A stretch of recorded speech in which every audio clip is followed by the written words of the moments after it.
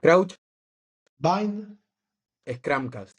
Buenas a todos, soy Bruno del Águila y hoy me encuentro con Juan Pablo Socino. Juan, bienvenido. Muchísimas gracias por la invitación.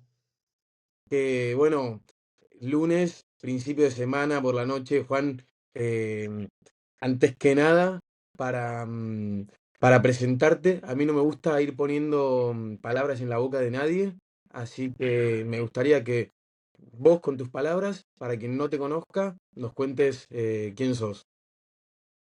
Bueno, mi nombre es Juan Pablo Socino. Soy padre de dos hijas y tengo a Carola de compañera en esta familia. Y bueno, durante los últimos 15 años tuve el privilegio de ser jugador de rugby profesional. Bien, Juan, un poco lo que quiero ir haciendo es que vayamos poco a poco viendo cómo fue tu carrera. Entonces, para empezar, me gustaría que nos cuentes un poquito ese principio de la profesionalidad. Si nos podés contar cómo fue ese salto de jugar en tu club de manera amateur a ese primer club, que si no me equivoco fue, bueno, hay una historia rara en el 2009 en España y en Gales, ¿puede ser? Sí, o sea, bueno, te cuento un poco. Yo jugaba en Matreros. La verdad que fue mi club desde los 7 años, y a medida que me fui haciendo grande me gustaba mucho entrenar y le dedicaba todo lo que podía. O sea, salía del colegio, iba al gimnasio, hacía extras, como te digo, esto hace muchos años, donde por ahí no era, viste, tan común ir más temprano a patear, ir al gimnasio, ir a correr, bueno, varias de estas cosas, ¿no? Entre varios chicos del club nos enganchamos con eso, con algunos preparadores físicos y bueno, le metimos a eso. Y cuando salió la oportunidad, que fue a través de Pancho Rubio en su momento, él sabía que a mí me gustaba entrenar mucho y que me gustaba, eh, me gustaría dedicarme a esto. Surgió la posibilidad de venir a España a través de un amigo que tenía que es Tommy García, que hoy está acá en San Boy. Tommy en ese momento era el entrenador del primer equipo y me dijo si quería ir y me vine. Todo esto, imagínate, sin WhatsApp, viste, celulares muy poco, fue todo a través de correos electrónicos y agarré y me vine, como dijiste, en el 2009. Bien, y como vos dijiste, estuviste en 2009 un par de meses en San Mm, Boy, en mm. España, y después pasaste a Gales. Sí, ¿Cómo fue esa historia, el cambio en una misma temporada, no? sí, fue un poco raro, para ser honesto, yo llegué acá con la idea de jugar toda la temporada. Y cuando llegué me dijeron que había una, una cláusula que decía que si yo no les gustaba como jugador me podían como echar, digamos, ¿no? Yo era joven y la verdad que eso me asustó muchísimo. La verdad fue la verdad, me asustó muchísimo. Y digo, ¿qué sucede si me llega, si qué sé yo, llego a tener un mal partido, pasa lo que sea?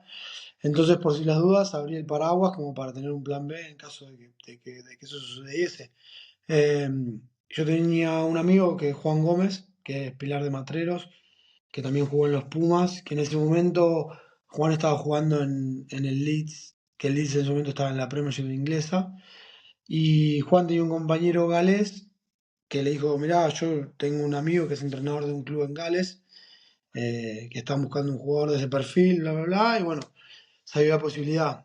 Y la realidad es que me terminé yendo porque la posibilidad era mejor que quedarme en San Boy en ese momento. Pero bueno, como te dije, yo no llegué con la idea de irme, yo llegué con la idea de jugar todo el año en San Boy. Y por esta cláusula que ellos dijeron, la verdad que es como que les terminó saliendo mal a ellos, por decirlo de una manera. Porque como yo les dije que a los 3 meses que me iba a ir, me dijeron, pero no, pero quédate, que te damos más de esto, más de lo otro. Pero le dije, mira, no pasa por eso. La realidad es que me salió una mejor situación deportiva y bueno, así de sencillo. Bien, a raíz de eso, en 2009 tenías 21 años, ¿no? Mm, Bien, mm. te habías jugado tus primeros partidos, entiendo, con con el primer equipo de Matreros, habías también jugado con la selección en M19 y en M20, ¿no? Claro, sí, mi camada fue la camada que fue el año que cambiaron los mundiales juveniles, que antes era menores de 19 y menores de 21, y nosotros después de haber jugado menores de 19 se unificó todo a menores de 20. Entonces varios tuvimos la suerte o la posibilidad de repetir. Bien. Y Juan Pablo, me llama a mí muchísimo la atención esto que me contás de en 2009 haber hecho un paso de 2 meses en San Boi, en España, y hoy en día, casi 13 años después, Sí, sí, volver en 2022 que volviste a San sí. Boi. Sí, la Me verdad que gusta. sí, es un poco loco, ¿no? De haber como cerrado el círculo acá.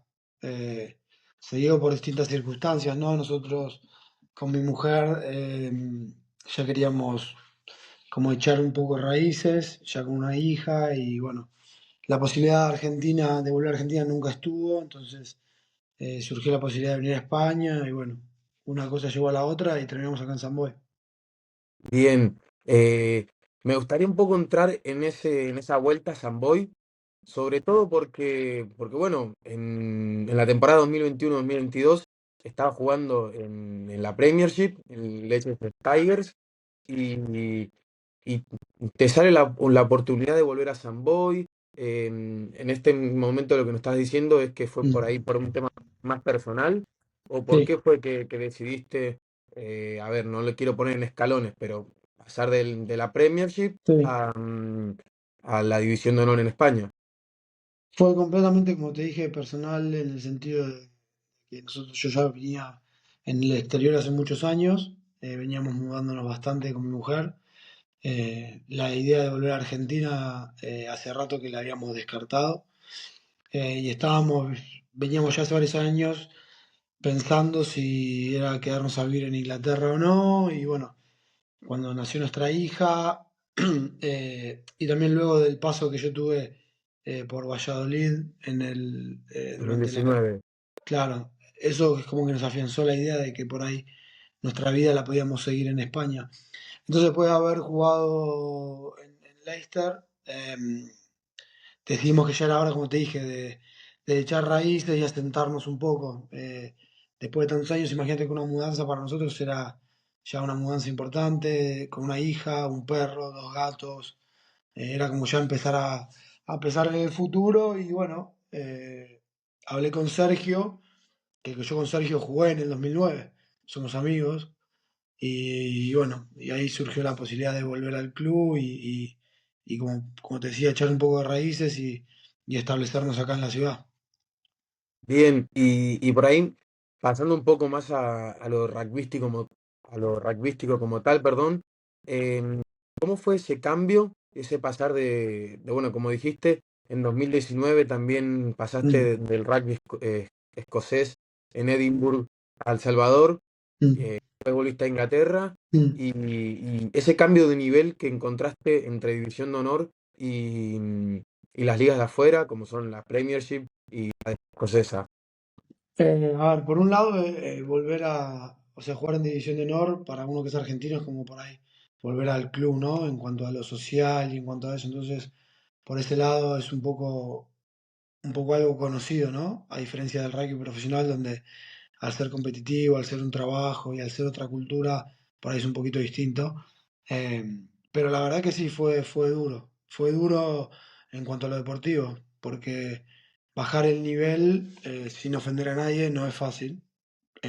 Y no lo digo con soberbia, al contrario, lo digo con la mayor de las humildades.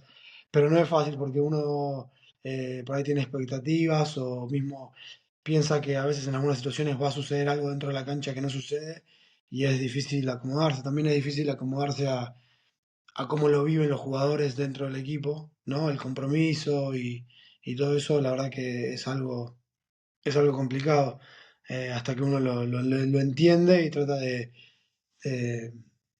o por lo menos en mi caso trato de aportar lo que puedo, trato de seguir haciendo las cosas a mi manera, en el sentido con el mayor profesionalismo posible, como lo hacía en Matreros cuando tampoco me pagaban por hacerlo. Bien. em, Y ya volviendo, parece que voy No, no, haciendo un tranquilo. partido de ping-pong con tu vida personal y el rugby. Em, Jugaste en Gales, como nos contaste, en Mm, Inglaterra, en Francia, en mm, Escocia y en España. sí, Em, Todas estas diferentes ligas me imagino que llevan, además, de por sí, estilo de juego diferente, de vida diferente. Y como vos estabas hablando también de lo personal, que le dimos tanto, que le diste tanto foco, me sí, gustaría preguntarte por una comparación por ahí, primero a nivel de juego entre estas mm, ligas y después un poco más en la vida personal. Entiendo que por lo que decís lo social, España es la que más tira, pero bueno, también pasaste un montón de años en Inglaterra jugando y entiendo que sí. se te ha hecho ameno, ¿no? Sí, en lo social me refería a la vida del club, ¿no? Se hace esa camaradería y esa cosa de que es un poquito más social, ¿no? A veces, o que tiene aspectos del rugby social que está en Argentina.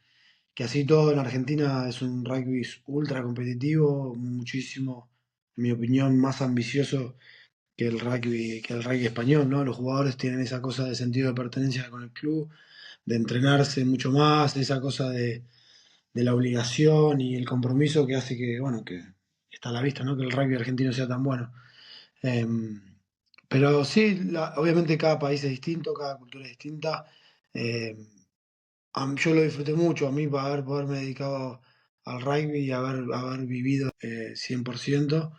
Eh, pero sí, es distinto porque cuando es profesional y es el trabajo, se mezcla un poco y es algo difícil de comprender que hay que estar, ¿no? Porque por más que vos jugás, o por lo menos yo lo sentía a cada club que estuve como mi club, como si fuera Matreros, no dejaba de ser mi trabajo con el que yo le daba de comer a mi familia, ¿no? Entonces esas cosas a veces hacen que las relaciones sean distintas, ¿no? Bien, y en cuanto a lo personal, desde tu vida en Argentina a Mm. cada país en el que pasaste, ¿cómo afectó el haberte convertido en jugador de rugby profesional, ¿no? Como trabajo, digamos. Disfruté mucho de vivir en todos los lugares donde viví.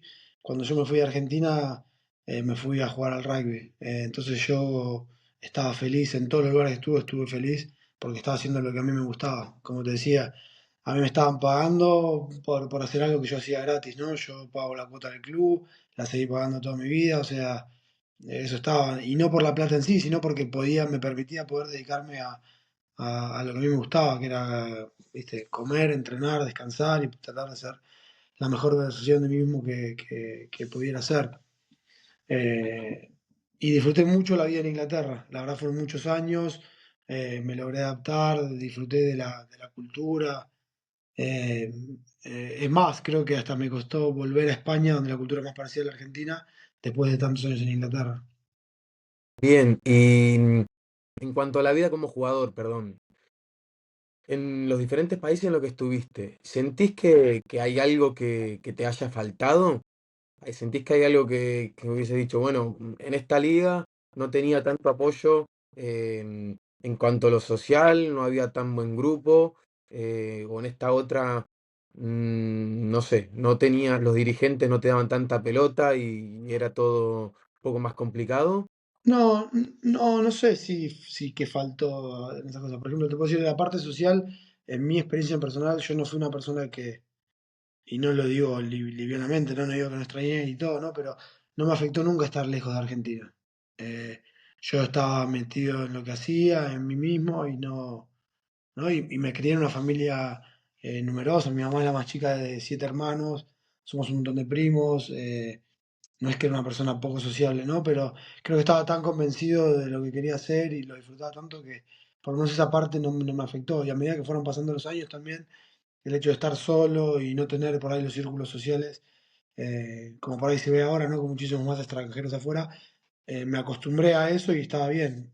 Eh, entonces no me afectó. Obviamente que distintos clubes a distinto nivel había más o menos recursos, ¿no? Que hacía que las cosas fueran más o menos fáciles por esa manera, pero la verdad que nunca fui de preocuparme o por lo menos de echarle la culpa a esas cosas, ¿no?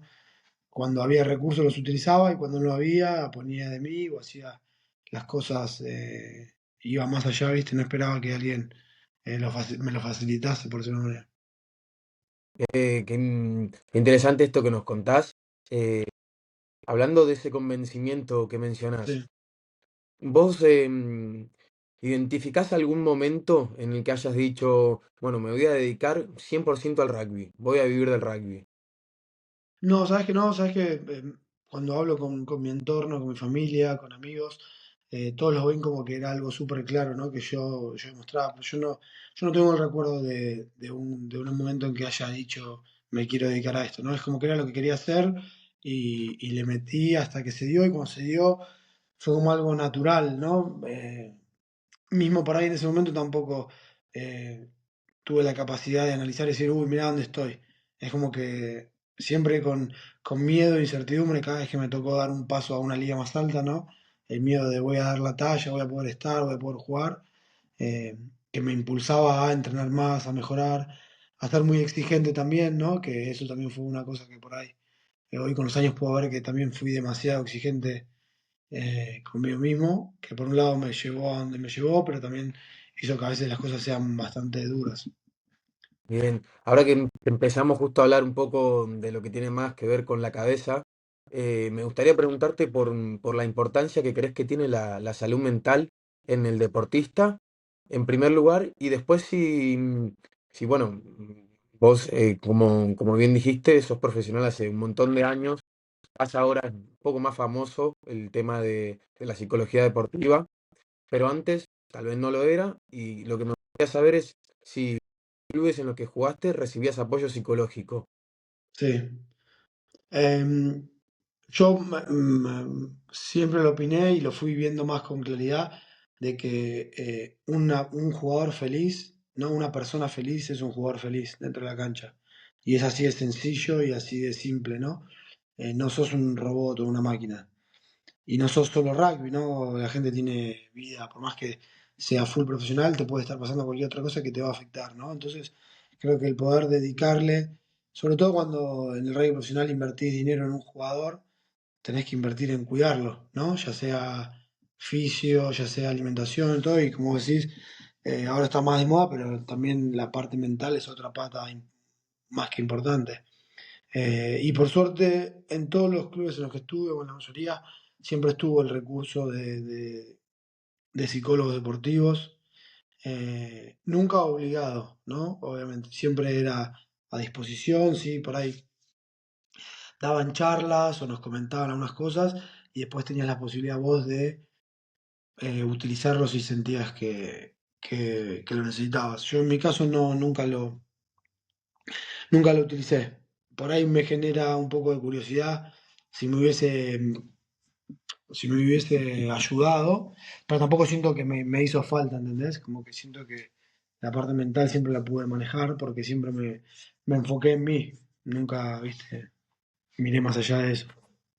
Está buenísimo, de verdad, Juan Pablo, creo que es una de las frases más lindas que he escuchado en todas las entrevistas que llevo, eso de jugador feliz, es que rinden mejor.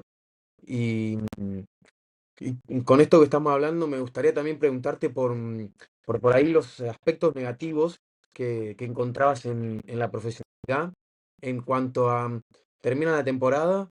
Y vos estás expectante porque se te termina el contrato, por si te va a llamar otro club, por si te va a renovar en el club en el que estás. Y me Sí. gustaría sobre cómo lo gestionabas vos esos momentos de final de temporada y por ahí no saber qué va a pasar en un par de Mm. meses. Por suerte no me tocó muchas, o sea, no me tocó casi nunca tener que llegar al final de la temporada, ¿no? Normalmente esas cosas se van resolviendo antes. Como te dije, la mayor parte de mi carrera, por suerte no, tuve el privilegio, o se dio así, de que siempre fueron saltos de nivel, ¿no? Entonces, cuando se terminaba un año ya se avecinaba una opción para ir a una liga mejor, ¿no? Entonces eso se daba para ir un poquito antes. Sí, obviamente ya después de más grande tenés una incertidumbre, porque tenés una vida, porque es tu trabajo, como te decía, es con lo que le daba de comer a mi familia, ¿no? Y también porque también ya vas por ahí queriendo tomar decisiones, o decís, "Bueno, a mí me gustaría ir para este lado, o a veces por ahí la opción que uno quiere no está, ¿no? Y lidiar con eso también es duro, pero como te digo, por suerte creo que si tengo que hacer un balance, siempre me tocó buenas situaciones en las que pude tomar decisiones, ¿entendés? No, no es que tuve que decir, me quedo con esto porque no había otra cosa, o situaciones así, ¿no? Bien. Y ya que estamos hablando por ahí de los saltos entre clubes, me gustaría entrar en el aspecto económico. Mm, No hace falta que des número ni nada, simplemente Mm, lo que vos quieras decir. mm, Como bien dijiste, fuiste pasando por diferentes niveles.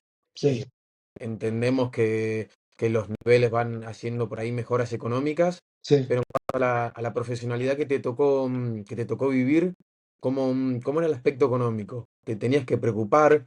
Bueno, evidentemente entiendo que siempre es una cuestión porque es tu sí, trabajo, sí, pero lo podías soportar bien, la vida. Ahora con hijos se hace, entiendo, más difícil, más caro. em, pero en tu vida como profesional estuviste en buenísimos equipos, de los mejores del mundo. eh, y bueno, el aspecto económico por ahí es una incógnita que a mí acá en el podcast a veces me sí. gustaría gente. Ah, mira, nosotros, tanto yo como mi mujer, por cómo fuimos, siempre fuimos conscientes de que el rugby tenía un punto final, ¿no? Entonces sabíamos que más allá de que hubiera mucho, poco, muchísimo, menos dinero, sabíamos que había que hacerlo durar, ¿no? Que no, como te digo, que yo a veces comparo cuando hablo por ahí con mis amigos de que si te toca jugar a primer nivel de rugby, por ahí vivís una vida similar a la de un futbolista sin el dinero de un futbolista, ¿no? Porque sobre todo para lo que es la imagen, vas a ver que jugadores de rugby tienen autos caros, tienen el reloj, el celular, las vacaciones, todo, pero cuando se retiran no tenés los millones que tienen, o son, viste, contados con los dedos de la mano. Entonces nosotros en ese sentido siempre hemos tenido los pies sobre la tierra, como te digo, y hemos eh, disfrutado, pero creo que gestionado lo mejor que podíamos para que, como te digo, que nos permitiese vivir y que nos permitiese proyectar una vida a futuro, porque como te digo, yo no tuve la posibilidad, bueno, no es que no tuve la posibilidad, yo decidí no estudiar, no tengo una carrera universitaria, mi mujer sí, se formó, pero bueno, sabíamos que cuando el rugby se termine, viste, había que seguir obviamente viviendo, entonces creo que lo pudimos gestionar lo que nos tocó de la mejor manera. Bien, Juan, y siguiendo por la mano de todo esto, en cuanto a condiciones laborales, porque Mm, como bien hablamos, sí, tu trabajo era sí, tu obvio. trabajo en todo Mm, momento. mm, ¿Cómo las podrías describir?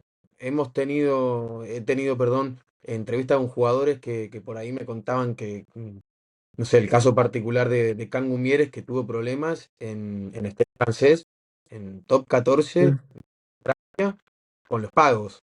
sí, En este caso, bueno, él habrá tenido problemas, vos capaz en tu caso sí, ningún problema, pero en cuanto a las sí, condiciones laborales y ese trato con directivos, con los que manejan los números de los sí. clubes, ¿cómo describirías esas condiciones?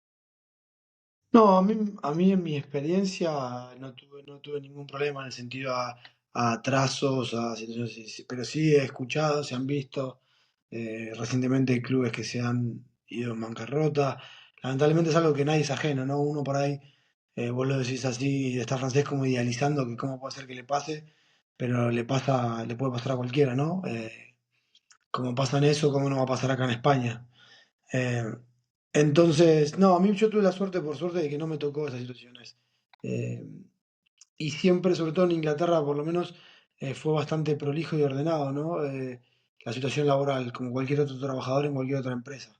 Sí, por ahí hay algunas cosas que por ahí no se respetan, no es que no se respetan, no, pero que es algo que no está escrito. Ponele, nació mi hija un sábado y yo el lunes fui a trabajar, o sea, fui a entrenar. Y fue así. Es algo que por ahí en otros trabajos es impensado, ¿no? Y en el rugby al revés, es impensado que no vaya o que me tome semanas ¿entendés? De licencia por paternidad, no existe. Hay casos, sí, cada vez más, pero bueno, qué sé yo. Yo en ese momento fue así y como familia fue como lo gestionamos. Bien, y y por ahí en este problema, en esta problemática que nos contás, ¿tenés alguna vez has pensado qué mejorías o qué propuestas podría tener, por ejemplo, en este caso nombraste la Liga Española, pero cualquier otra liga en la que has estado, para cuidar a los jugadores?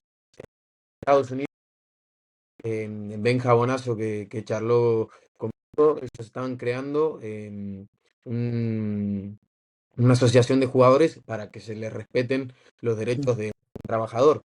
Sí, Eh, Y bueno, creo que como bien vos decís, es impensado que sí. si tu hija a los 2 días estén trabajando.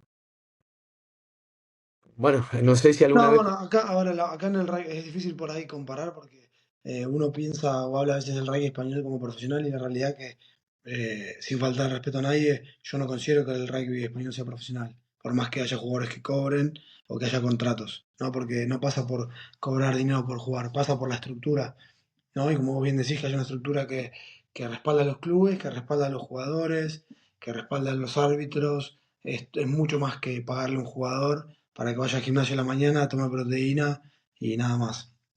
Eh, entonces creo que está a años luz, ¿no? Si el rugby crece, crece por la gente que le pone, sobre todo acá en España, ¿no? Que le pone mucho amor, que le pone más de lo que recibe, ¿no? Porque la realidad es que es así. Los jugadores que rinden es porque ponen más de ellos, los entrenadores que rinden es porque ponen más de ellos de lo que reciben monetariamente. Bien, y entonces esa diferencia que por ahí ves vos que tenías en Premiership, en la escocesa, en la liga francesa, con respecto a la española sería la falta de estructura, la falta de una organización por ahí. Una estructura profesional, o sea, desde luego vamos, como hablar de contratos, que todos los contratos sean como el del trabajador de IKEA o lo mismo, o sea, que se respete exactamente lo mismo, que después haya una estructura profesional, que haya un cuerpo médico que los cuide, que haya un gimnasio, que haya nutrición, que haya asesoría legal, que haya así un montón de cosas. Pero bueno, la realidad es que todo eso significa dinero, se traduce a dinero, y es verdad. Y al no haber dinero, los clubes hacen lo que pueden, pero bueno, nada, yo siento que a veces por ahí se podrían hacer las cosas de mejor manera, ¿no? Creo que la fácil acá, a veces en el rugby español tiende a ser fichemos para ganar y se olvida de todo lo demás. Importantísimo, Mm, porque sí, Juan. mm, Eh, Ahora hay ejemplos muy cercanos mm, de equipos que terminan despidiendo jugadores y al final son personas, son jugadores, son hombres y que tienen mm, familia, que sí, mantienen y que se viva de su sueldo para comer. mm, mm, Eh, no, también, ya que estamos hablando de la Liga Española, quería preguntar por bueno, el nivel de juego que mencionaste antes, pero esta vez comparado con la Liga Argentina. La comparada con la liga, con las ligas europeas en las que has estado, pero a la Liga Argentina, que siempre fue amateur, que ahora sí, recién va a tener sus franquicias profesionales, ¿cómo las sí. puedes comparar con esta Liga Española que tiene sus jugadores, como vos bien dijiste, algunos profesionales, otros no? Eh, en cuanto a nivel, ¿cómo la ves? No, yo creo, o sea, si tuviera que poner directamente un paralelismo, por ahí diría que la división de honor española es como si te dijera primera de Buenos Aires, ¿entendés? No como creo que hoy en día el top 2 está muy por encima de lo que es la división de honor. Por ahí, qué sé yo, por ahí no sé, un BRAC por ahí un Burgos podría competir ahí, pero me parece que todavía está un poco lejos. Creo que la diferencia, y también sin ofender a nadie, creo que el rugby argentino, o sea, los chicos que llegan a jugar en primera tienen muchos años de rugby, de ver rugby, de entender rugby, de pensar rugby, de entrenarse. Entonces creo que tienen una comprensión del juego completamente distinta, ¿no? Y tienen ese plus que también que es tu club. Y lo sentís así y haces el sacrificio por tu club, por tus amigos, familia, todo. Entonces creo que eso también le da un plus extra. Bien. Y Juan, con toda tu experiencia como jugador de rugby, tantos años en el rugby profesional, me gustaría sin ánimos de que se ponga triste la entrevista para nada, Mm, mm. preguntarte por el momento bueno y el momento malo también. O sea, tu peor momento como jugador de rugby, si es que podés identificar uno, Sí. y cómo saliste adelante de eso. Eh, no, creo que no hubo un momento, o sea, sí, en realidad, a ver, así como decís que fue terrible. Por ahí el peor, que es rugbyístico, pero que no es rugbyístico del todo, fue cuando me citaron para Barbarians y, y se suspendió el partido porque rompimos el protocolo de la burbuja en época de pandemia, que bueno, que no por victimizarme, pero la verdad que se hizo algo más grande de lo que era por el contexto, ¿no? De una pandemia a nivel mundial. Creo que eso fue un momento feo porque como que es una pequeña mancha por ahí en todo lo que fue mi experiencia en el rugby que siento que digo, la puta madre, por ahí podría haber sido diferente. Pero tampoco, bueno, lo saqué, salí adelante con el apoyo de Carola, que me acompañó y que me bancó. Eso fue por ahí como algo feo. Y después como mejor momento, hubo un montón, ¿no? Pero creo que el más honesto de verdad es haber jugado en Matreros con mi hermano y con mis primos. Creo que eso fue algo en su momento, una alegría inmensa que no lo puedo, viste, no se compara. Obviamente que después, no sé, debutar en Premiership, haber ganado la Premiership, o un montón de cosas que fueron el Mundial, ¿entendés? Y ver a la gente de Materos en las tribunas, pero creo que si tengo que comparar lo que sentí en el momento, creo que el haber debutado en la primera del club con mis primos y mi hermano fue algo que fue lo que más me marcó a nivel de sentimiento. Me encanta haber identificado ese momento eh, como por ahí el mejor. Eh, Quería preguntarte, ya que lo nombraste, ¿qué crees que significa para vos Matreros? Cuando pensás en el club, pensás en, bueno, todos los momentos vividos, ¿qué sentís que para vos? Hoy la vida me tiene un poco alejado de Matreros porque estoy alejado de Argentina, porque voy poco, cada vez voy menos bueno, por las circunstancias, pero Matreros es mi segunda casa, o sea, es donde me crié, es el club donde empecé a jugar al rugby, es todo, ¿entendés? Me salía, iba para ahí a las 6 de la tarde y estaba toda la noche ahí, iba los sábados desde la mañana y me quedaba ahí, donde viví un montón de cosas. Ahora tuve la suerte de que vinieran de gira, estuvieron de gira hace un par de semanas y poder entrenar con ellos y compartir, la verdad que fue algo muy emotivo, ¿no? Compartir con un montón de gente bueno, que hoy ya no juega, ¿no? Porque la mayoría de los que juegan son todos más chicos que yo, obviamente, pero poder compartir y estar con ellos acá en Europa fue algo muy lindo. Bien.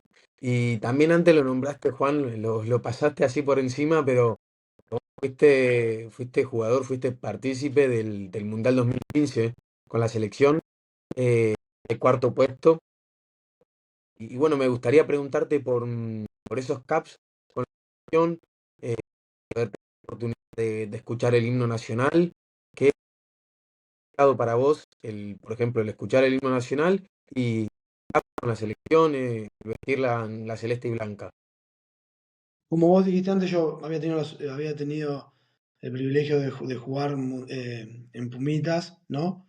Y como que ahí uno por ahí se le prende por ahí esa cosita de decir, me gustaría jugar en los Pumas, ¿no? Porque lo ve como por ahí algo que podría estar más cerca. Después fue algo que no era un objetivo concreto, ¿no? Yo estaba jugando afuera y tratando de disfrutar y de crecer.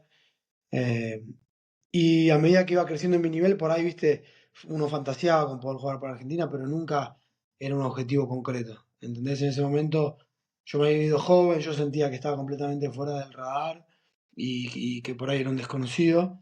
Y cuando me tocó el proceso del Mundial, que empezó unos meses antes, fue algo un poco medio irreal, ¿no? Porque yo lo primero que hago es jugar un amistoso contra Barbarian francesas que no me lo esperaba ni ahí, jugué eso y la verdad que súper contento y de ahí me dicen que iba a viajar a Australia a la pretemporada del Rugby Championship. Entonces, buenísimo, me fui a Australia súper contento, ¿entendés? Estaba literalmente en Disney. Y de ahí se dio el primer plantel para ir a jugar a Nueva Zelanda y estaba en el plantel. Entonces como que las cosas se fueron pasando semana a semana. Y cuando me di cuenta, estaba en el vestuario en Vélez que iban a dar la lista para el Mundial. Y literalmente fue así. O sea, terminó el partido, dijeron dos palabras y empezaron a leer la lista alfabéticamente. Que la realidad es que de los que fuimos al Mundial, el 90% ya sabía que iba a ir al Mundial. Porque no de una manera que se lo creían o nada, sino que habían sido parte de este proceso durante muchos años y normalmente un plantel trabaja hacia un proyecto de un mundial, ¿no? Eran pocos los que por ahí fuimos y no nos lo esperábamos, ¿no? Eh, entonces cuando se dio todo el mundial fue como que literalmente fue día a día, porque no me lo esperaba, nunca fue un objetivo y eso creo que me lo permitió disfrutarlo de una manera, te puedo decir que nadie disfrutó más que yo ese mundial, porque yo me levantaba a desayunar y estaba feliz. Me iba a bañar y estaba feliz, ¿entendés? Y aparte también yo sabía que se terminaba, porque después del mundial ya empezaba el Super Rugby y habían dicho que los jugadores que no jugaban en el Super Rugby no iban a poder jugar en los Pumas. Y yo tenía claro que tenía contrato en Inglaterra y que no me quería volver. Entonces, también eso, sabía que terminaba el mundial y yo ya no iba a poder, por lo menos hasta que algo cambiase, volver a jugar en los Pumas. Bien, además de todo lo hermoso que compartiste de la experiencia, eh, me queda esto último retumbando y me gustaría preguntarte sinceramente por en ese momento en en el que vos te ves en los Pumas y te dicen eso, que los que no estén con Jaguares no van a poder participar. Eh, ¿A vos no te picó el bicho de volver? No fue una posibilidad en ningún momento? No, esto no lo conté mucho sacando mi círculo íntimo, ¿no? Pero en su momento sí se dio como una pequeña charla con el staff de si me interesaría volver y no, pero fue algo que quedó en la nada. La verdad que, te soy honesto, yo estaba muy contento en donde estaba y como te digo, no es que yo en algún momento tenía pensado volver a Argentina. Obviamente que cuando surgió todo eso es como que nada, ¿viste? Y por ahí hoy una cosa pendiente que yo digo es, me hubiese gustado, por lo menos, haber tenido la posibilidad de poder jugar un poco más, ¿no? Si es que me lo merecía, luego del Mundial, ¿no? Porque el Mundial, por más que es un proceso hermoso, es un proceso muy especial, ¿no? Uno sabe el lugar que le toca. Yo sabía que iba al Mundial y estaba feliz con ese rol, y iba a sumar de ese rol, pero sabía que no era el lugar para poder tratar de jugar, ¿entendés? Como por ahí de poder ganarme un puesto. Entonces, por ahí eso sí que me queda una cosita pendiente de haber dicho, me hubiese gustado por ahí. eh, Cuando estaba en mi mejor momento, tenía la posibilidad de por ahí pelear por un puesto en la selección. Bien, este es un tema que me parece muy importante también compartir. Me gustaría que intentes recordar alguna oferta que te haya llegado de algún equipo profesional o con cualquier momento de tu vida y que no se haya dado, ¿no? Creo que también es algo muy interesante de compartir. Si en algún momento de tu vida oferta a algún club y por H o por B, no sé yo, eh, pero que vos te hubiese pasado si esa oferta que me llegó aquel día la hubiese agarrado. No sé si te acordás de No, la verdad que ninguna que por ahí que diga, por ahí me hubiese cambiado, ¿no? Porque como te digo, la verdad que eh, estoy contento con la carrera que hice y no creo que se haya definido por eso. Ponele, en su momento cuando fui a jugar a Newcastle, me podría haber ido a jugar a Exeter, que obviamente en papel es un mucho mejor equipo, pero yo aposté por lo que Newcastle quería de mí, o sea que iba a jugar básicamente más de lo que por ahí inicialmente por ahí me podían garantizar en Exeter, ¿no? Que nadie te garantiza nada, después no uno empieza el año, la pretemporada y te ganas el puesto día a día. Pero bueno, en ese momento aposté por Newcastle y jugué 4 años, es una ciudad que amo, tengo amigos, un montón de cosas. Eh, y por ahí sí también en su momento cuando elegí ir a Edimburgo, podría haber ido a Leicester también, a Leicester Tigers. Eh, que por ahí eso sí me queda la espina, no la duda, pero por el simple hecho de que a mí en Edimburgo me fue mal, ¿no? Me fue mal y fue un año difícil en Edimburgo. Eh, entonces me queda la duda de qué hubiese pasado, sí, pero la realidad que Leicester, analizándolo, tuvo los peores años de su historia, ¿entendés? Sí, el año que yo tendría que haber ido. Entonces también, viste, uno a veces piensa, pero nada, viste, qué hubiese pasado. Sí, que tampoco sea arrepentir. Y bueno, ya que estamos, me gustaría pedirte si podés recordar alguna anécdota graciosa, alguna anécdota loca que te ha tocado vivir en el rugby, ya sea, no sé, bautizo cuando debutaste en primera o en algún otro país que te haya tocado alguna experiencia loca con algún otro jugador. No, a ver, divertidas un montón, ¿no? Obviamente, mi debut en Argentina, cosas que ya no se hacen, que eran súper divertidas, o por lo menos yo no las sufrí, ¿no? Eh, tomarte un micro a Mar del Plata y que en el peaje pare al lado una combi blanca con todos los más grandes disfrazados, ¿viste? Que se iban a subir al micro, ¿viste? Esa mezcla de miedo con el gracioso y todo, que la verdad que es algo que yo no me lo olvido más.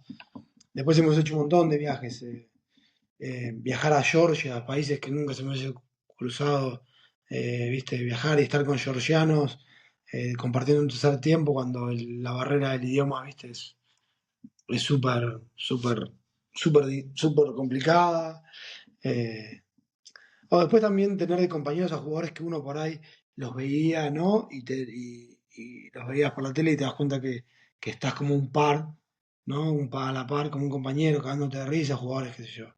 Ben Jones o estar con Owen Farrell o cosas así que por ahí, viste, uno ahora con el tiempo lo ve, ¿no? Que al haber estado a la par de ellos. Pero en el momento como estás ahí, viste, lo vivís como estar al lado de tus amigos. Bien, ya para ir terminando, me quedan solo un par de cositas más. Sí. Mm, Eh, Me llamó mucho la atención lo que había dicho antes